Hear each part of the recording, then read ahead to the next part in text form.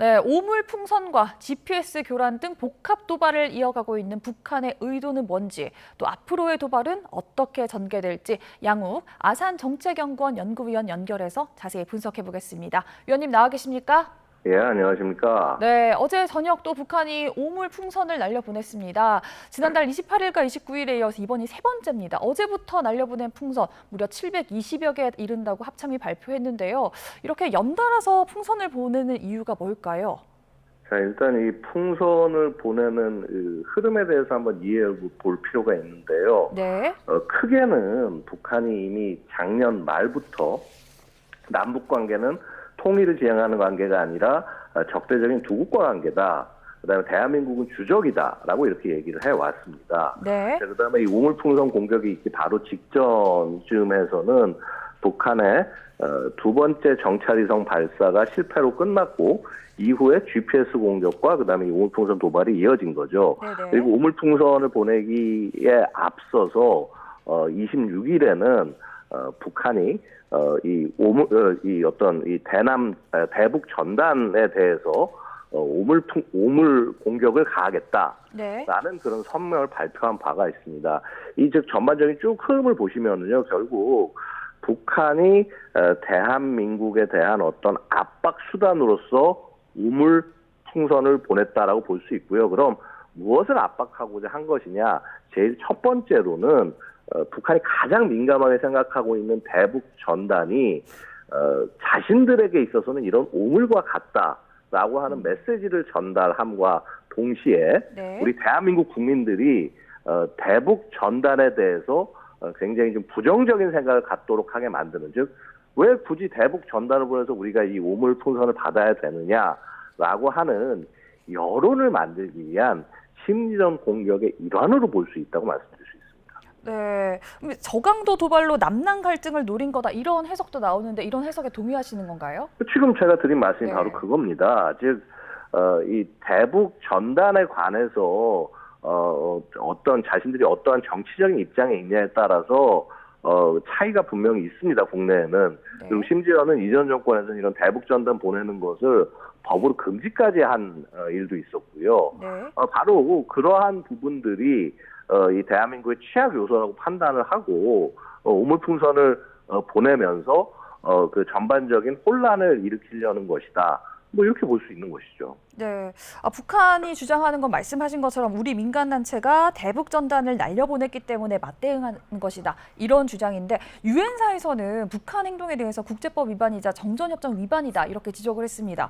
우리 민간단체가 보내는 것과 북한이 보내는 건 어떤 차이가 있기 때문에 이렇게 반응이 다른 걸까요? 사실은 우리 민간단체가 보내는 것은 기본적으로는 이거 뭐 사실 막을 수 있는 방법이 없습니다. 그래서 그 법까지 무리하게 만들었던 것으로 기억을 하는데요. 네. 어떤 개인이 어떤 뭐 위험한 물건이라든가 이런 걸 담은 게 아니라 뭐 지금 보내는 내용들 보고 있으면은 뭐 일종의 그 북한의 체제에 관한 내용을 담은 뭐 예전에 삐라든가 최근에는 뭐 이 한류 문화에 관련된 컨텐츠를 담은 USB라든가 이런 것들을 보내는 것이고, 네. 이것은 개인의 차원에서 이루어지는 것이기 때문에 어떤 뭐 국가 간의 충돌이라고 보기엔 되게 어려운 거죠. 네. 반면에 북한은 지금 국가가 주체가 되어서 남쪽으로 뭔가를 보내는데 이 내용 안에 뭐 이런 뭐 걸음이라든가 기타 뭐 폐휴지라든가 이런 것들을 집어넣고 보낸다라고 하는 것은, 이것은 사실은 명백한 타국에게 피해를 주겠다라는 행위를 하는 것이고, 네. 그것을 심지어는 국가가 그리고 군대가 수행한다. 이거는 뭐 사실은 이 대한민국에 대한 공격으로 봐야 하는 것이죠. 네, 그 부분도 사실 궁금한 부분인데 다른 단체를 내세울 수도 있었을 텐데 왜 다른 단체를 내세우지 않고 군이 직접 나선 건가요? 북한 입장에서는 이게 자신들이 당연히 할 수 있는 대응이라는 겁니다. 즉 그런 대북 전단 내용들 자체가 북한 입장으로서는 굉장히 민감할 수밖에 없는 소재들이 포함이 되어 있을 수밖에 없거든요. 북한이 금지하고자 하는 대한민국의 문화 플러스 뭐 심지어 김정은에 대한 어떤 비방의 내용이나 이런 것들까지도 같이 포함이 되어 있기 때문에 북한은 우리가 알고 있는 정상적 국가가 아닙니다. 네. 김정은이라고 하는 수령을 지키기 위해서 그 국가의 목표가 국민을 지키는 게 아니라 수령을 지키는 것이 목표인데 수령에 관한 어떤 위협을 담은 내용이 있다? 그럼 이거는 국가 차원에서 군대 차원에서 대응해야 된다라고 하는 다분히 전근대적인 논리를 갖고 움직이는 집단이에요. 네. 게다가 이게 국가로서 최소한도 갖춰지지 않은 것을 볼 수 있는 것이 다른 나라에 대한 비난의 의미로 쓰레기를 집어넣어서 보낸다?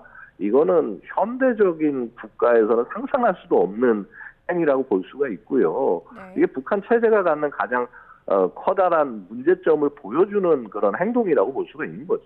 네, 저희 제보 영상을 보면 풍선이 터진 것들도 있고 지금 나가고 있는 영상처럼 그대로 형태를 유지하고 있는 것도 있는데 이게 내려오는 과정에서 내용물 외에 저희에게 위협이 될 만한 부분은 없을까요? 아직까지는 특별하게 발견된 게 없는 걸로 알려지고 있어요. 이제 뭐 SNS라든가 뭐 기타 여러 가지에서 올라오는 내용들 보고 있으면 안에 뭐 폐휴지 뭐 혹은 뭐 분변이라고 표현을 일부분은 하셨는데 뭐 확인을 해보니까 거름 정도로 일단 이해를 하고 있습니다만 뭐 양쪽이나 네. 사실 차이가 없는 것이죠. 근데 그런 것 이외에 뭐 예를 들어서 화학 무기에 해당하는 물질이라든가 생물학 무기에 해당하는 물질 같은 것들은 발견되지는 않았습니다. 네네. 여태까지 뭐 그런 것은 없었기 때문에 다행이긴 합니다만은요. 앞으로는 어떻게 될지 모르는 일이죠. 네. 일단 우리 군 같은 경우는 일단 땅에 떨어졌을 때 수거하는 것 말고는 지금 다른 조치를 하지 못하고 있는데 어떤 대응책을 좀 펼칠 수 있을까요? 사실 뭐 대응책이 전혀 없다고 할 수는 없을 겁니다. 이 넘어오는 단계에서 요격하는 부분들이 가능할 수도 있는데요. 네.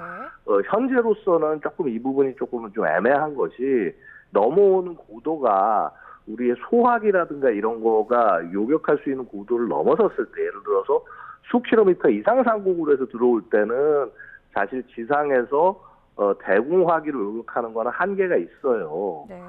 그래서 아니면 이외에 이제 전투기라든가 이런 것들을 통해서 이제 초계하고 요격하는 방법도 있는데 솔직히 이제 이 부분도 뭐 도비탄이라든가 이런 어떤 그 유탄 위험들 때문에 좀 조심스럽게 접근해야 되는 것들도 맞고요. 네. 그래서 일단은 이것이 당장 커다란 위험으로 자리하지 않는 한 가급적이면 지상에 떨어지는 것을 수거해서 대응하겠다. 굉장히 우리 정부가 좀 어찌 보면은 되게 그 유연하게 혹은 되게 강경하지 않게 부드럽게 대응하는 단계라고 볼 수가 있는데 네. 이미 지금 보낸 이 풍선 숫자 오물풍선이 뭐 700개가 넘었다. 그럼 더 이상 이렇게 부드럽게만 대응할 수 있는 상황은 아닌 것이거든요. 네. 그렇기 때문에 아마 뭐 NSC 등에서 여러 가지 조치들이 논의되고 있는 것이 아닌가 생각이 됩니다. 네. 그러니까 언급되기로는 대북 확성기를 재개할 수도 있다. 이런 언급이 나왔는데 그런 게 좀 효과가 있을까요?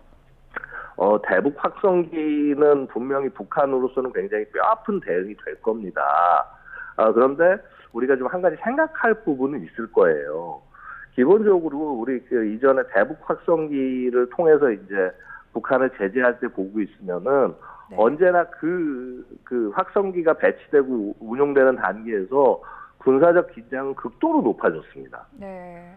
그래서 지금 어찌 보면 북한이 이런 행동을 저지르는 것 자체가 전반적으로 한반도의 위기 상황을 굉장히 높여서 한반도가 분쟁 지역인 것으로 만들어 놓고 그다음에 미국의 대선 국면을 활용을 해서 전반적으로 미국과 이렇게 뭐 어떤 협상이라든가 그 새로운 국면을 만들겠다. 이게 만약에 북한의 속셈이라고 한다면은 되려 지금 북한이 이렇게 행동을 급격하게 할 수 있는 빌미를 주는 것은 조금 안 좋은 것이 아니냐라는 그런 생각을 할 수도 있습니다. 이게 지금 사실은 이 대북 확성기가 갖는 문제점 중에 하나고요. 네. 그런데 되려 그렇기 때문에 대북 확성기로 대응하는 것 자체가 북한의 템포를 흔드는 계기가 될 수도 있다고 말씀을 드릴 수가 있어요. 네. 이게 무슨 말씀인고 하니 사실 북한 나름 자신들이 이렇게 이 위기를 고조시켜 나가는 일정이 있을 텐데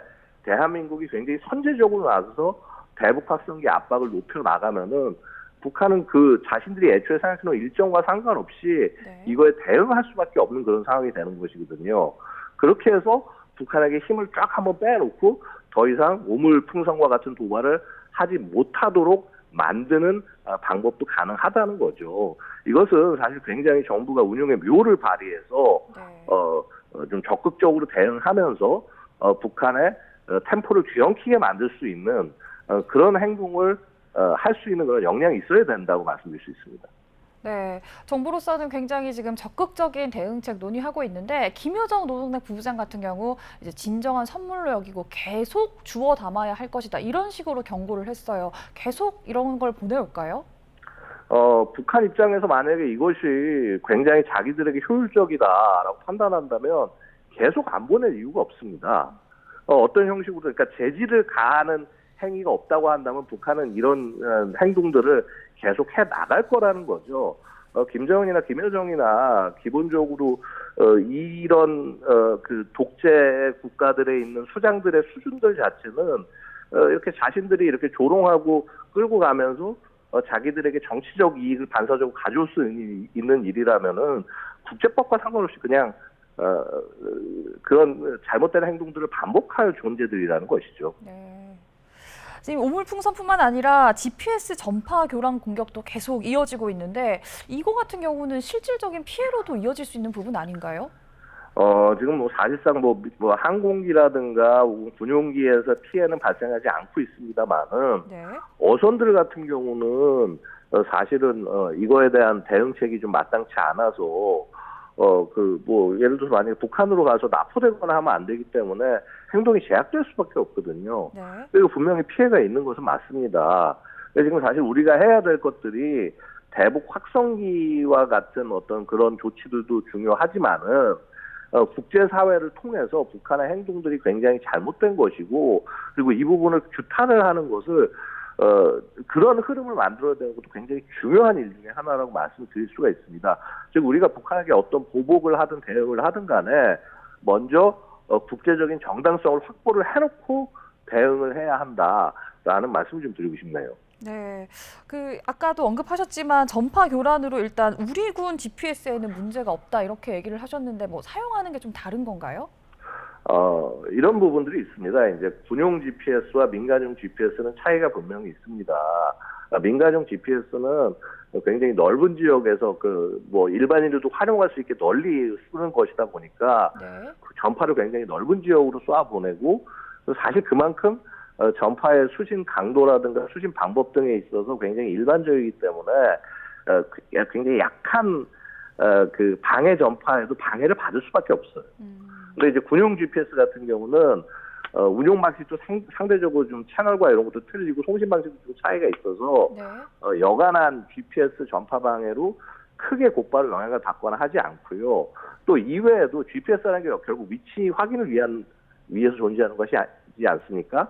그러면 이런 GPS 방해 공작이 없는 지역에서 출격을 한 기체라든가 뭐 이런 것들 같은 경우는 관성항법 장치와 기타 여러 가지 보조 장비의 도움을 통해서 정확하게 자신의 위치를 알 수 있도록 하는 그런 보조 시스템들이 같이 다 탑재가 되어 있어요. 네. 그래서 그런 부분들로 인해서 상대적으로 군은 영향을 덜 받는다고 말씀드릴 수 있습니다. 네, 북한이 이렇게 새로운 도발 방법을 하면서 또 동시에 전통적인 도발도 병행하고 있습니다. 방사포 18발을 동시에 발사를 했는데 도발이 상당히 다양화하는 양상입니다. 이게 어떤 의미를 갖고 있을까요?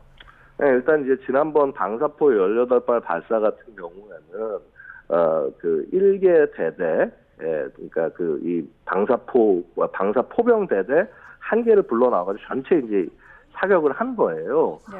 과거에 이렇게 뭐 방사포 사격을 하거나 뭐 혹은 뭐 단거리 미사일 쏘거나 이런 게 없었던 것은 아닌데 1개 대대 전체를 동원해서 사격하는 사례는 그닥 많지 않았다라는 거죠. 네. 결국 이거는 뭐냐 하면 이 KN-25 말이 방사포지 단거리 미사일이거든요. 지금 단거리 미사일 전력들이 전부 준비가 되어 있고 언제든 대남 공격이 가능하다라고 하는 것을 과시하는 행동으로 볼 수가 있습니다. 네. 결국은 뭐 말씀드렸다시피 올해 한반도 내에서 분쟁의 강도를 높여나가는 것이 북한의 그런 목표 중에 하나라고 볼 수가 있는 것이고요. 네. 그런 맥락에서 이런 우물 풍선 공격이라든가 GPS 공격과 같은 그런 회색지대 분쟁적인 그런 도발 이외에도 군사 도발 충분히 할 능력과 역량 다 갖추고 있다. 언제도 공격할 수 있다. 일단 대한민국 공군기지부터 시작해서 항만, 주요 군사 기지들 다 타격할 수 있는 능력, 그다음에 그런 충분한 전력들 갖추고 있다. 이런 메시지를 보내는 것이죠. 네, 분쟁의 강도를 높이는 게 목표다 이렇게 언급해 주셨는데 마지막으로 그러면은 앞으로 북한 도발 양상이 어떻게 좀 변화될지 어떻게 전개될지 전망 한 번만 해주신다면요. 예, 제가 주요한 그 한반도 내 군사 이슈 가운데 8월에 하계 한미 연합 연습이 있습니다. 이렇게 프리덤 실드가 있죠. 자, 바로 이 시기를 전후해서 북한이 전반적인 도발의 강도를 강화해 나갈 겁니다. 오공풍선과 같은 회색지대 분쟁을 시작했다라고 하는 것이 이제 공세의 흐름을 대남 공세를 바꾸겠다라는 의미로 볼 수가 있고요. 네. 자, 이런 가운데 도발의 행동들이 단순히 그런 어떤 회색지대 분쟁적인 것뿐만 아니라 NNL이라든가 DMZ 지역, 접경 지역에서의 실질적 군사 충돌, 그리고 한미 연합 훈련을 방해할 만한 대규모의 핵 WMD 훈련, 도발 이런 것들이 충분히 이어질 수 있다라고 보여지고요. 네. 어쨌거나 대한민국 정부가 이것을 통제할 수 없는 상황이 되는 것처럼 보이도록 만드는 게 아마도 북한의 속셈 중에 하나가 아닐까. 이에 대해서 우리 정부는 굉장히 지금 결연히 대응을 하고 한미 동맹뿐만 아니라 국제사회의 관심을 전부 모아서 북한의 행동을 저지하는데 여론을 모아야 할 것입니다. 네, 앞으로 북한 도발 양상 지켜봐야겠고요. 지금까지 양욱 아산정책연구원 연구위원과 함께 북한 도발 상황 짚어봤습니다. 오늘 말씀 감사합니다. 예, 감사합니다.